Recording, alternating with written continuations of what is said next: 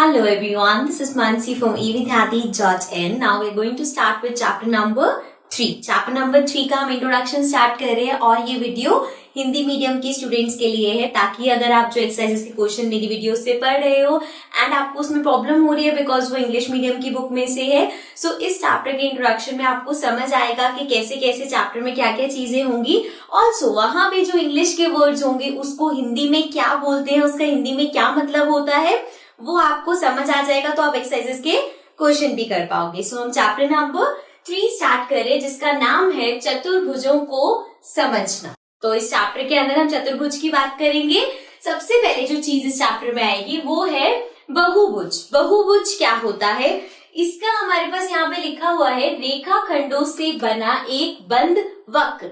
अब यहाँ पे 3-4 चीजें आ रही है। एक तो रेखाखंड क्या होता है, बंद क्यों लिखा है और वक्र क्या होता है। सबसे पहले बात करते हैं हम वक्र की। वक्र क्या होता है, अगर मैं इस तरह से कुछ भी बनाती हूँ या ऐसे करके कुछ भी या इस तरह से, तो हम इन सबको बोलते हैं वक्र। ये क्या है, वक्र। अब इसमें अगेन 2 चीजें हैं। ये जो है ये एक बंद वक्र है, क्योंकि क्या हो रहा है, ये जहां से शुरू हुआ घूम फिर के वहीं पे आ गया, मतलब ये बंद है। अगर हम इसकी बात करें या इस तरह से कुछ बना हुआ है, तो ये यहां से शुरू होकर यहाँ पे खत्म हो रहा है, ये बंद नहीं हो रहा, मतलब ये वाला जो है ये खुला हुआ वक्र है। तो वक्र समझ में आ गया।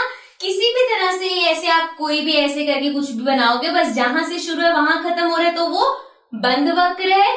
अगर कहीं और से शुरू होकर ऐसे ही खुला रह जाए तो वो खुला वक्र है। अब यहाँ पे है रेखाखंड। रेखाखंड क्या होता है, इस तरह से अगर हम एक सीधी रेखा खींचे, मतलब यहां से शुरू होकर कहीं भी चीज खत्म हो रही है, ये हो गई है रेखाखंड। अब रेखाखंड से वक्र कैसे बनेगा, जैसे कि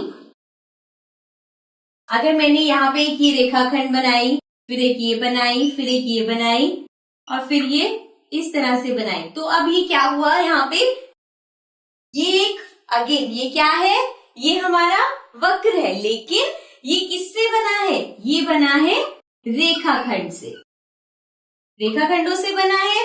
इसी तरह से अगर मैं इस तरह से कुछ बना रही, तो ये भी क्या है, ये भी वक्र है और रेखाखंड से बना हुआ है। अब इन दोनों में फर्क क्या है, ये रेखाखंड से बना वक्र बंद वक्र है, क्योंकि यहां से शुरू होके यहीं पे आके खत्म हो गया। ये जो है ये शुरू यहां से हुआ लेकिन यहाँ पे आके खत्म हुआ, तो ये बंद नहीं है। ये मतलब क्या हो गया, ये हमारा खुला हुआ रेखाखंडों से बना वक्र है। यही अगर इस तरह से यहाँ से और आके यूं मिल जाता तो ये हमारा हो जाता रेखाखंडों से बना बंद वक्र। तो अब यहाँ पे क्या बात हो रही है, रेखाखंडों से बना एक बंद वक्र। अब यहाँ पे इन चारों में से अगर हम देखें तो ये बंद है, ठीक है, वक्र भी है, बंद भी है, लेकिन रेखाखंडों से नहीं बना, तो मतलब ये एक बहुभुज नहीं है। इसी तरह से अगर हम यहाँ पे देखें, ये तो पहली बात बंद ही नहीं है, तो ये भी नहीं है। ये वाला हमारा देखो, ये सारी रेखाखंडों से बना हुआ है और बंद भी है, तो मतलब ये एक बहुभुज हो सकता है। इसी तरह से इसमें आई तो ये भी रेखाखंडों से बना हुआ है और बंद है, तो ये हमारा बहुभुज होगा। इसी तरह से अगर मैं एक इस तरह से कुछ बनाऊं, अब ये हमारा क्या है, वक्र भी है, रेखाखंडों से भी बना हुआ है, लेकिन बहुभुज नहीं होगा क्योंकि ये बंद नहीं है। तो अब हमारा इसका मतलब हो गया रेखाखंडों से बना कोई भी वक्र जो कि बंद हो वो होता है बहुभुज। अब इसमें बहुत सारी चीजें आएंगी, जैसे हमने त्रिभुज पढ़ा हुआ है तो त्रिभुज भी इस तरह से आएगा। चतुर्भुज जो यहाँ बात हो रही है, अगर ये देखो यहाँ पे जो होते हैं इसमें 3 भुजाएं होती है, तो 3 भुजाएं हैं तो इसको हम बोलते हैं त्रिभुज। इसमें 4 भुजाएं हैं तो ये हो गया चतुर्भुज। चाहे आप इसमें आयत ले लो, चाहे आप इसमें वर्ग ले लो, ठीक है, ये सारे क्या हो गए चतुर्भुज, जिनके बारे में हम पढ़ेंगे। इसी तरह से अगर 5 हो जाए, 6 हो जाए, 7 हो जाए, तो इस तरह से वो सारे बहुभुज ही रहेंगे, ठीक है, उनके नाम बदलते जाएंगे, ठीक है। तो अब हम आते हैं अपने अगले टॉपिक पे। अब हम आते हैं, बात करते हैं बहुभुजों के प्रकार की। तो इसमें हमारे पास 4 प्रकार के हैं, जिसमें सबसे पहला है अवतल। अवतल में क्या होता है, ऐसा बहुभुज जिसकी कम से कम एक कोण जो है वो 180 डिग्री का होना चाहिए। जैसे कि अगर हम यहाँ पे देखें, जो मैंने ये बनाया है, इसमें अगर हम इस कोण की बात करें, बाकी जो कोण है ये है, ये है, ये है, इस तरह से कोण बन रहे हैं। ये वाला जो एक कोण बन रहा है ये 180 डिग्री से ज्यादा होगा। बिकॉज कैसे पता है, 180 डिग्री सीधी रेखा पे होता है और यहाँ पे ये इस तरह से जा रहा है, मतलब 180 से भी बड़ा है। तो कम से कम एक जो कोण है वो 180 से ज्यादा होना चाहिए, तो वो होता है अवतल। उसके बाद दूसरा है उदल। उदल में क्या होता है, सभी कोण, जितने भी उसके कोण होंगे वो चारों, जैसे यहाँ पे अगर हम चतुर्भुज की बात करें तो चारों कोण 180 से कम होंगे। अब यहाँ पे ये जो 4 कोण है ये 180 डिग्री से कम होंगे, ठीक है। इसके बाद आता है सम। तो सम में क्या होता है, सब कोण और भुजाएं बराबर होंगी। जैसे कि यहाँ पे है तो इसकी ये जितनी भी भुजाएं हैं ये बराबर हैं। अगर हम कोण की बात करें तो ये कोण बराबर हैं। ये हम बोल सकते हैं एक तरह से हमारे पास वर्ग बन गया, जिसमें आपके पास चारों कोण भी बराबर है और चारों भुजाएं भी बराबर है। ये होते हैं सम बहुभुजा में, ठीक है। उसके बाद है विषम। विषम बहुभुजा में क्या होता है, ना तो भुजाएं बराबर होती है और ना ही उसके कोण बराबर होते हैं। अब यहाँ पे ये जो कोण है इसके माप बराबर नहीं होंगे और ये जो भुजाएं हैं ये भी अलग अलग होंगी, ठीक है। ये भी बराबर नहीं होंगी और कोण भी बराबर नहीं होंगे, तो वो होता है विषम, ठीक है। समझ में आ गया। तो हमारे पास 4 प्रकार के बहुभुज होते हैं, ठीक है। अब आते हैं अपने अगले टॉपिक पे। अब हम बात करते हैं कोण योग गुणधर्म की। इसमें क्या होता है, अगर आपके पास एक चतुर्भुज है तो उसमें सभी कोण की जो माप होंगे उनका योग 360 डिग्री होगा। मतलब कि जैसे यहाँ पे आप देख सकते हो एक चतुर्भुज बना हुआ है, इसका अगर मैं नाम दे दूं ABCD, तो यहाँ पे इसके हमारे पास 4 कोण है, इनके माप का योग, मतलब कि जैसे ये 30 दे रखा है, 60 दे रखा है, 70 दे रखा है, इस तरह से दे रखे हैं। तो A कोण, B कोण, C कोण, D कोण, इन तीनों को जब आप जमा करोगे तो हमेशा 360 डिग्री आएगा। ऐसा ही हमने त्रिभुज में देखा था। त्रिभुज में जो तीनों कोण होते हैं उनका माप का जो योग होता है वो हमेशा 180 डिग्री होता है और जब हम चतुर्भुज की बात करते हैं तो वो हमेशा 360 होता है। तो ये हमेशा याद रखना है। इसमें आपके पास हो सकता है कि आपको 3 कोण दे दिए जाएं और एक निकालना हो, तो कैसे निकालेंगे हम तीनों को, इस जो एक निकालना है उसको आप कुछ भी मान लोगे और हमें पता है कि चारों को जमा करके 360 है, तो 3 दे रखे होंगे तो हम एक आराम से निकाल सकते हैं, ठीक है। बस ये ध्यान रखना है कि चारों का जो योग होगा वो 360 होगा, ठीक है। अब आते हैं अपने अगले टॉपिक पे। अब हम आते हैं अगले टॉपिक पे, जो कि है बहुभुज के जो बाहरी कोण के मापों का योग होता है वो भी 360 डिग्री होता है। अब यहाँ पे बाहरी कोण कौन से होते हैं, बाहरी कोण मीन्स बाहर वाले कोण। जैसे कि अगर हम यहाँ पे एक त्रिभुज बनाते हैं तो इसमें हमारे पास ये कोण है।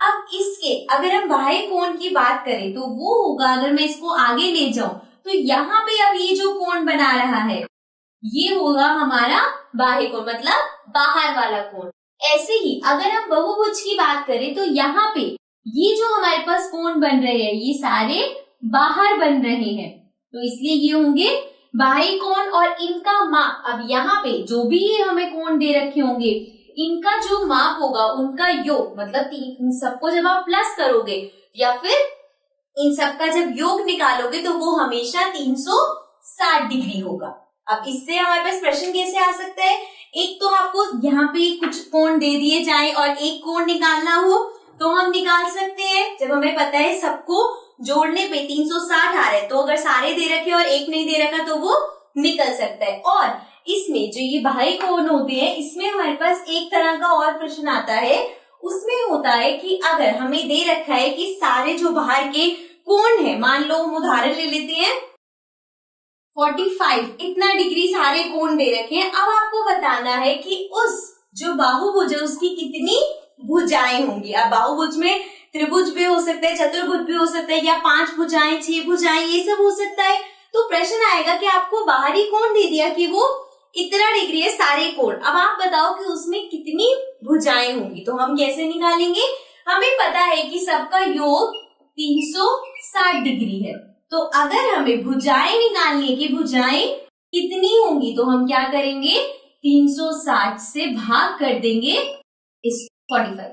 ठीक है, अब जब हम इसको काटेंगे 5 के टेबल से कट सकता है, ये आ जाएगा 9, ये हो जाएगा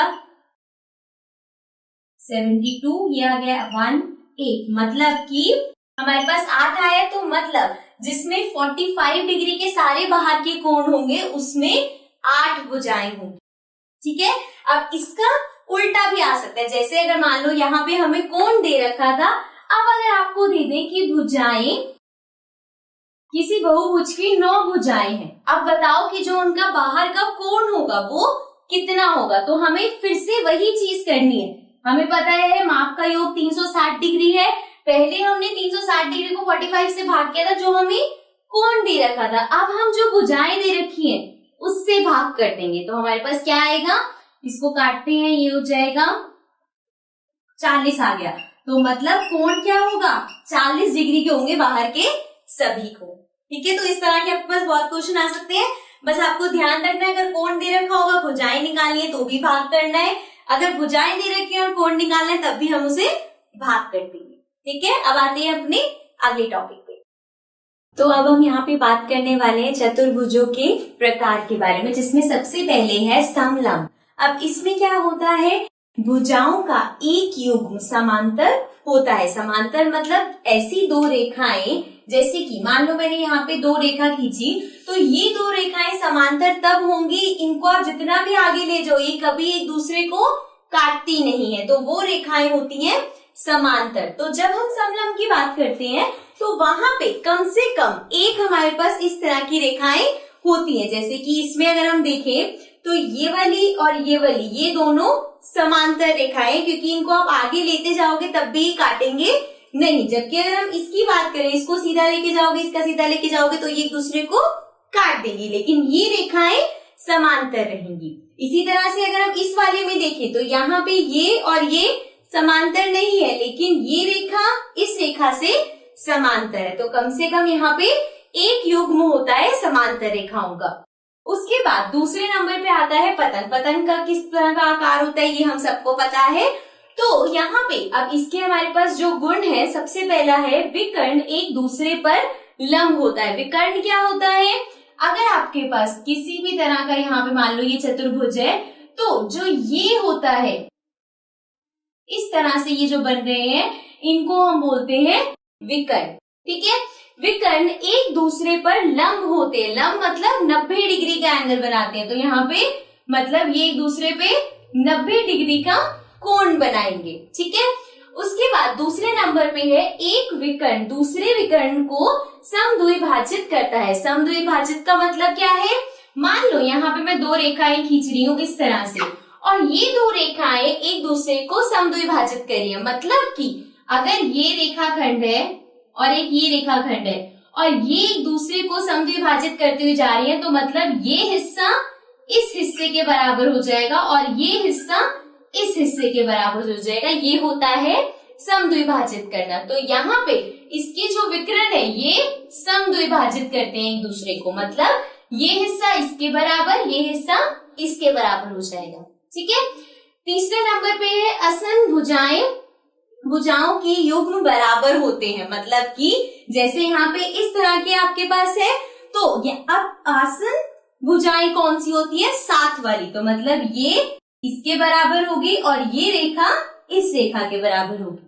ठीक है, तो ये सारे गुण है पतन। इस तरह से अभी हमने 2 पढ़े, समलंब और पतन। अब आते हैं आगे जो प्रकार है उनपे।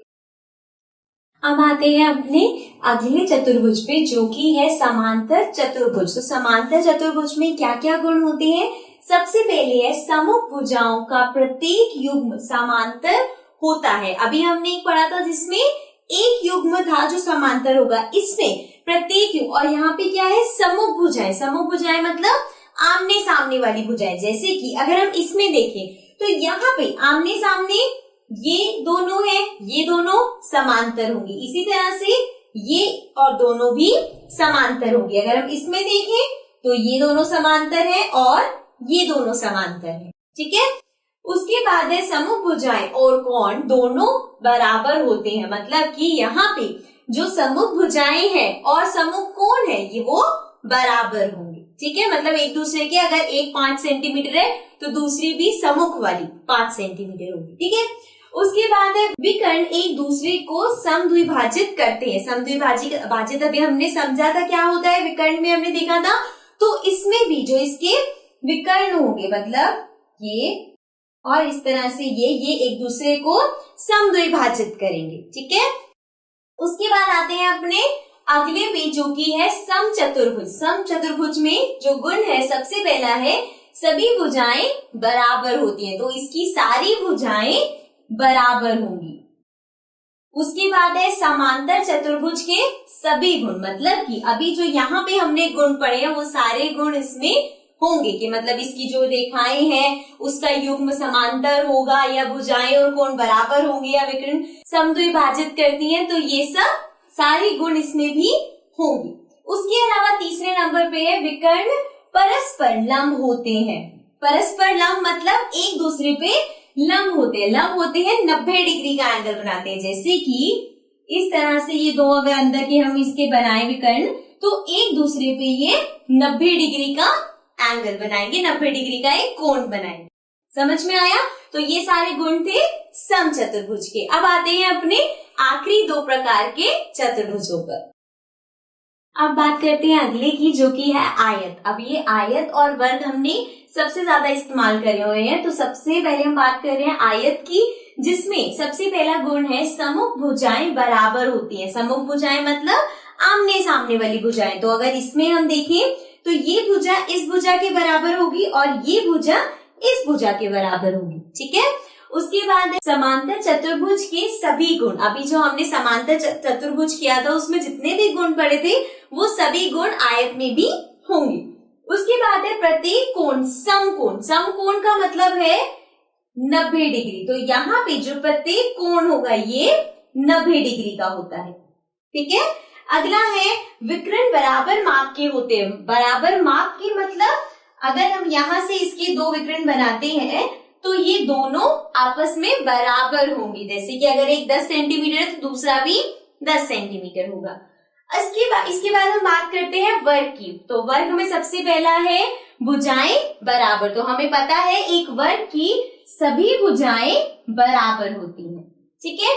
उसके बाद है सभी कोण समकोण। फिर से सभी कोण समकोण मतलब सारे कोण 90 डिग्री के होते हैं। उसके बाद आखिर में हमारे पास है विकर्ण परस्पर लंब अथवा बराबर होते हैं। परस्पर लंब हमने पढ़ा था, अभी क्या होता है, जो इसके विकर्ण होंगे वो 90 डिग्री का कोण बनाएंगे, ठीक है। और अथवा बराबर होते हैं। बराबर होते हैं मतलब इसमें भी इनका जो माप होगा वो बराबर होगा, ठीक है। तो यहाँ पे अभी हमने ये 6 प्रकार के चतुर्भुज करे हैं और इनके गुण पढ़े हैं। अब आपको इससे समझ आ गया होगा कि चतुर्भुज में कौन कौन से होते हैं और हर चतुर्भुज का क्या गुण होता है।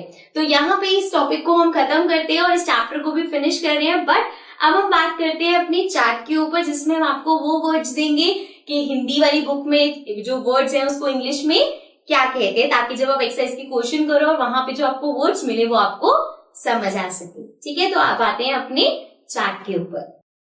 तो अब आते हैं अपने चार्ट के ऊपर, जिसमें हमारे पास सबसे पहले है बहुभुज। बहुभुज बोलते हैं हम इंग्लिश में इसको पॉलीगन। उसके बाद है समतल, जो कि होता है प्लेन सरफेस। उसके बाद है समतलीय वर्ग, जो कि हमारा होता है प्लेन कर्व। उसके बाद रेखाखंड होता है लाइन सेगमेंट। शीर्ष होता है वर्टिसेस, त्रिभुज, ट्रायंगल, चतुर्भुज, क्वाड्रिलेटरल। विकर्ण होता है डायगोनल। उसके बाद अभ्यंतर मतलब इंटीरियर और बहिर्वार मतलब एक्सटीरियर। उसके बाद हमारे पास आता है उत्तल, जो कि होता है कन्वेक्स। उसके बाद अवतल मीन्स कनकेव। उसके बाद जो हमने पढ़ा था कोण योग गुण धर्म, वो होता है angle sum property. Then we have समलंब, जो कि होता है ट्रेपीजियम। सम मतलब रेगुलर, विषम मतलब इर्रेगुलर। पतंग काइट। समांतर चतुर्भुज होता है पैरेललोग्राम। सम्मुख मतलब ऑपोजिट, आसन मतलब एडजेसेंट। उसके बाद है भुजा विच इज साइड, कोण होता है एंगल, समचतुर्भुज होता है रोम्बस, आयत होता है रेक्टेंगल और वर्ग होता है स्क्वायर। ठीक है, तो ये सारे वर्ड्स हैं जो आपके पास आएंगे। हिंदी टू इंग्लिश मैंने आपको बता दिए। एक्सरसाइजेस में अगर ये इंग्लिश वर्ड यूज होंगे तो अब आपको पता होगा कि हिंदी में उसको क्या कहते हैं। ठीक है, तो इसके साथ हम इस चैप्टर को खत्म करते हैं। आई होप आपको ये चैप्टर क्लियर हो गया होगा, और अगर आपको कोई भी प्रॉब्लम है या कुछ समझ नहीं आ रहा, अच्छा लग रहा है, नहीं अच्छा लगा, नीचे कमेंट में जरूर बताइएगा। I will be coming back again with a new chapter. Till then take care and bye bye.